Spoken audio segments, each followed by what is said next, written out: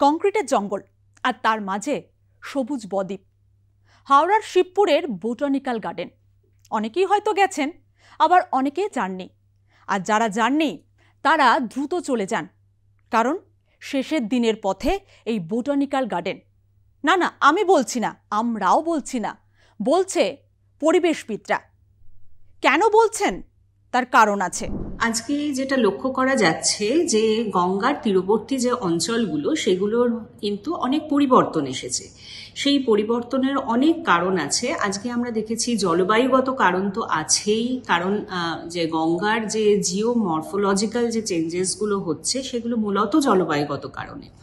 এবং এছাড়াও যেটা দেখা যাচ্ছে যে নদীর গতিপথগুলো যেটা পরিবর্তন হচ্ছে, এবং সেখানে কিন্তু মনুষ্য সৃষ্টিও কিছু কারণ থেকে থাকছে। কারণ আমরা দেখতে পাচ্ছি যে মানুষ আজকে অবৈধভাবে সেখানে নগরায়নের পরিকল্পনা করছে, এবং সেগুলো কিন্তু আজকে যে রিসর্টগুলো তৈরি হচ্ছে সেগুলো কিন্তু আজকে এই প্রাকৃতিক পরিবেশগুলোর ওপর অনেক প্রভাব ফেলে দিচ্ছে। পরিবেশবিদরা বলছেন প্রাকৃতিক বিপর্যয় নেমে আসছে, তাই বিলুপ্তির পথে এই বোটানিক্যাল গার্ডেন।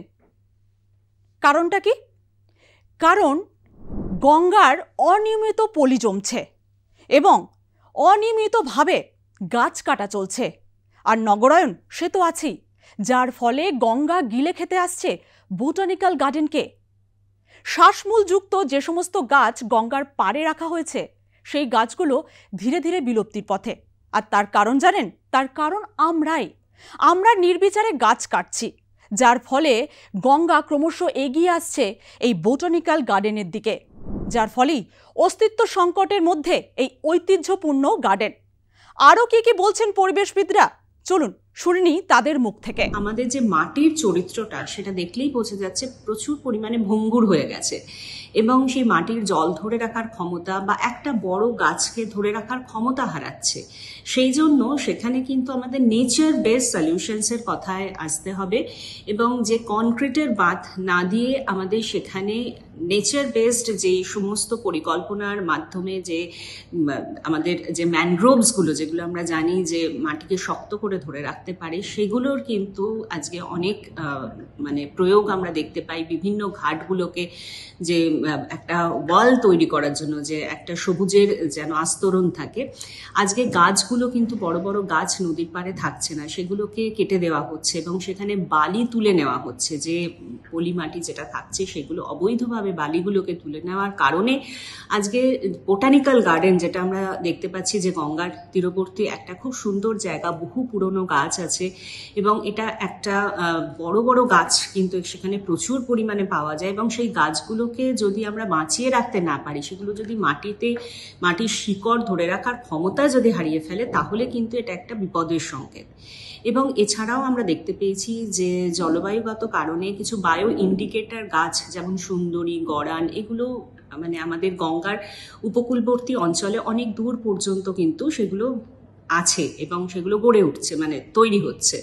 এবং এটা আমাদের কিন্তু বোঝা যাচ্ছে যে গঙ্গার জলের যে পিএইচ এবং তার লবণাক্ততা অনেক মাত্রায় বৃদ্ধি পেয়েছে, এবং এই যে আমাদের সি লেভেল রাইজ হচ্ছে, সি লেভেল রাইজের জন্যই কিন্তু আজকে যে আমাদের মোহনার জল অনেকাংশেই কিন্তু গঙ্গার বহু জায়গায় যেখানে মিষ্টি জল থাকতো সেই জায়গাগুলো লবণাক্ত করে দিচ্ছে। সেই জন্য আজকে এই যে ম্যানগ্রোভস যেগুলো আমরা দেখতাম যে সুন্দরবন অঞ্চলে পাওয়া যেত, সেগুলো আজকে গঙ্গার বিভিন্ন ঘাটে, আজকে বোটানিক্যাল গার্ডেনেও পাওয়া যাচ্ছে, বিভিন্ন জায়গায় পাওয়া গেছে। তবে এর একটা পজিটিভ দিক হচ্ছে এটা জলকে ফিল্ট্রেশনস করে দেয়, এবং জলকে হেভি মেটালস বা যে কোনো কলকারখানা, যেহেতু হাওড়া হচ্ছে ভীষণ পুরনো জায়গা এবং সেখানে প্রচুর কারখানা থেকে টক্সিক ওয়াটার্স কিন্তু যদি প্রপারলি ফিল্ট্রেট করে না গঙ্গায় আসে, এই গাছগুলো কিন্তু ন্যাচারালি ফিল্ট্রেশনস হিসেবে কাজ করবে বলে আশা করা যায়। গঙ্গার জলে নোনা জলের অনুপ্রবেশ ঘটছে, লবণাক্তর পরিমাণ, জলের যে লবণাক্তের পরিমাণ সেটাও বাড়ছে। তার কারণ সুন্দরবন অঞ্চলে যে সমস্ত গাছ জন্মায় সেই সমস্ত গাছের আধিক্য এই গঙ্গার পাড়ে দেখা যাচ্ছে। তার প্রমাণ হিসাবে গঙ্গার জলে লবণাক্ত জলের পরিমাণ বাড়ছে। নাজিবগঞ্জ থেকে হিবিস্কাস পর্যন্ত কংক্রিট ও সিমেন্টের পাড় দেওয়া হয়েছে, কিন্তু তাতেও গঙ্গা ভাঙনকে রোধ করা যাচ্ছে না। যার ফলে দ্রুততার সঙ্গে এগিয়ে আসছে গঙ্গা। এতটা ভয়াবহ যদি গাছে যদি না থাকে, আস্তে আস্তে যদি জলের প্রকোপে যদি গাছের যদি নষ্টই হয়ে যায়, তাহলে তো আমরাও আস্তে আস্তে নষ্ট হয়ে যাবো। গাছ থেকেই অক্সিজেন পাচ্ছি, সবকিছু পাচ্ছি, তাহলে আর বলেছে কেন বিগ গার্ডেনে এসে অন্তত অক্সিজেনটা নিতে পারছি, মুক্ত বাতাস। দেখছি জমিগুলো মানে আস্তে আস্তে ধসে যাচ্ছে, তো এই জায়গাটা যদি একটু সরকার দেখে একটু ঠিকঠাক করে নিতে পারে যাতে না ভাঙে। এটা একটু একমাত্র জায়গা যেখানে একটু গাছপালা ভর্তি আছে, অক্সিজেন ভালো পাওয়া যায়, জায়গাটা নিরিবিলি জায়গা, ভালো জায়গা। এটা যদি একটু সরকার থেকে ঠিকঠাক করে রাখে যাতে এটা বাঁচিয়ে রাখতে পারে, সেটাই আমি সরকার থেকে আশা করি। গঙ্গার জলে নোনা জলের অনুপ্রবেশ ঘটছে, বাড়ছে লবণাক্ত জলের পরিমাণ। তার কারণ হিসাবে সুন্দরবন অঞ্চলে যে সমস্ত গাছ জন্মায় সেই গাছের আধিক্য দেখা যাচ্ছে গঙ্গার পাড় জুড়ে, যার ফলে এইটা প্রমাণ হচ্ছে যে লবণাক্ত জলের পরিমাণ বাড়ছে। ভূপৃষ্ঠগত পরিবর্তন সেটাও একটা দায়ী। বোটানিক্যাল গার্ডেনের জয়েন্ট ডিরেক্টর তিনি জানেন এই বিপদের কথা। তিনি বলেছেন তিনি জানেন যে সমূহ বিপদ এগিয়ে আসছে বোটানিক্যাল গার্ডেনের দিকে, তার জন্য নানা রকম ব্যবস্থা নেওয়া হচ্ছে। নাজিবগঞ্জ থেকে হিবিস্কাস পর্যন্ত সিমেন্ট আর কংক্রিটের মোটা পাড় দেওয়া হয়েছে, কিন্তু তাতেও তো আটকানো যাচ্ছে না গঙ্গার ভাঙন।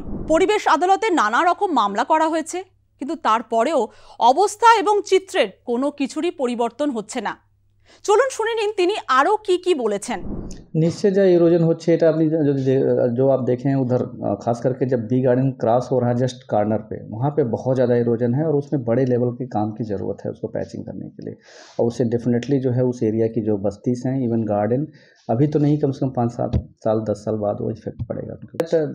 That I inform you that one agency from the garden side actually maybe you have seen that actually আমরা এই मैंग्रोव प्लांटेशनটা করছি, এই 500 मीटर मैंग्रोव प्लांटेशनটা हम लोग किए हैं, ठीक है।